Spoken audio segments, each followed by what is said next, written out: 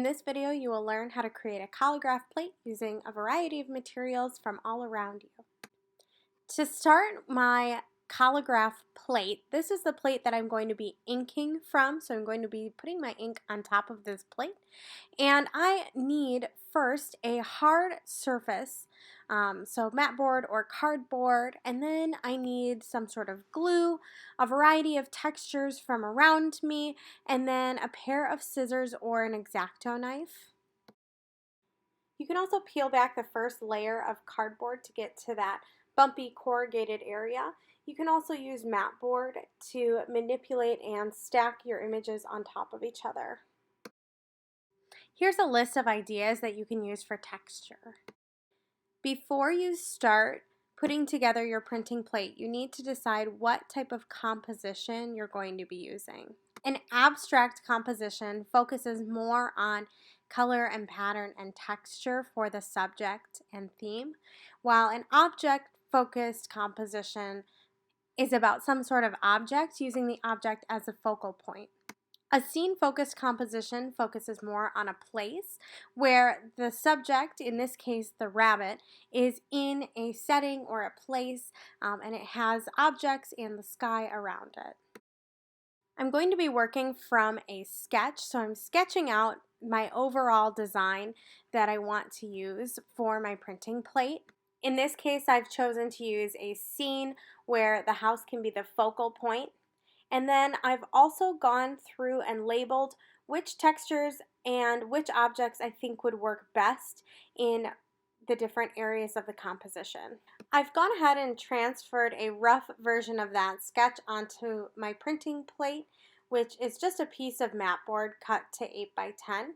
Then I'm going to start manipulating my objects and all of my pieces. Now, anything that you glue to this printing plate, you want it to be a little bit flat, because when we go to print it, we're going to be running it through a printing press, and that needs to be pretty flat and able to be compressed against the paper without tearing it or damaging our printing press. As you can see here, I'm manipulating a variety of my flat materials. The more of a variety of objects you use in your composition, the more interesting your final print is going to be. Calligraphy can also mean glue drawing, so you can use your glue bottle to actually draw on some different textures or outline some of your shapes. For my main focal point of the house, I'm actually going to cut a new piece out of mat board using an X-Acto knife. So when I'm cutting with an X-Acto knife, I always need to use a mat underneath so I don't cut my table. And then I always need to be aware of where my hands are, and they should never be in front of the blade. So the hand that's holding the mat board should never be the hand that is in front of the blade as it's cutting. Most of the time my X-Acto knife is not going to be enough to cut it all the way through on the first pass. So what I'm doing is I'm actually scoring around all of my pieces and then checking for any spots that are still attached and going over them multiple times. I don't want to just tear my piece out, because typically you'll get some really ragged edges from doing that.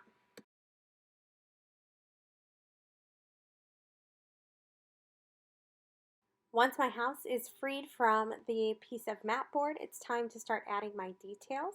So I'm drawing out the details of my house that I want to add, and then I can use a variety of materials to add those details.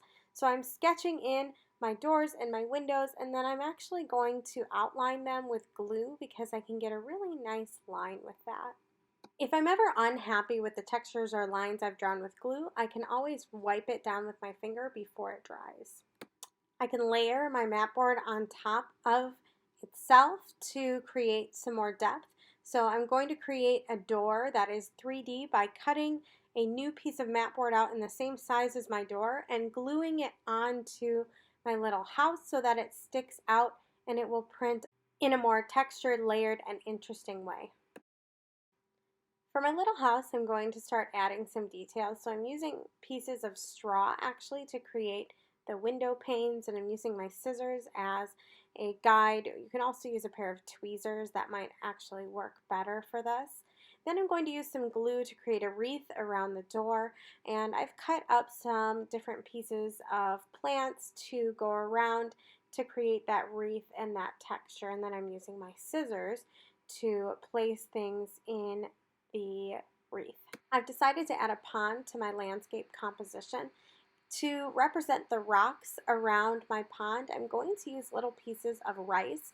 Rice works really well to have little textures, so it works well to become rock or sand or anything really small that you want textured. So I'm using my scissors to move all of the rice into the glue here.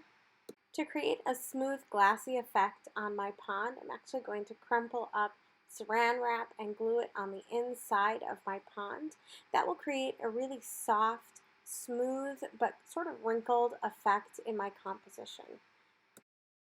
For the foreground of my composition, I'm going to use these plants and evergreens that I've collected from outside in order to create a very textured foreground. When I glue these on, I want to make sure that they are glued completely down so that they stay nice and flat when I go to print them and don't come up and off the paper once it's dry. Because I'm creating a snowy winter scene, I'm using glue to represent snow in a lot of my areas and to create this snowy path and also to create the snowman. In my finished product, everything is glued down and it is somewhat flat. I'm going to let the glue dry and cure completely before I move on to the next step. You can see that I've added but not attached a swan in the pond. I'm going to use that swan as a nice focal point when I go to print, and it's going to print white instead of covered with ink. So you'll see that in the next video.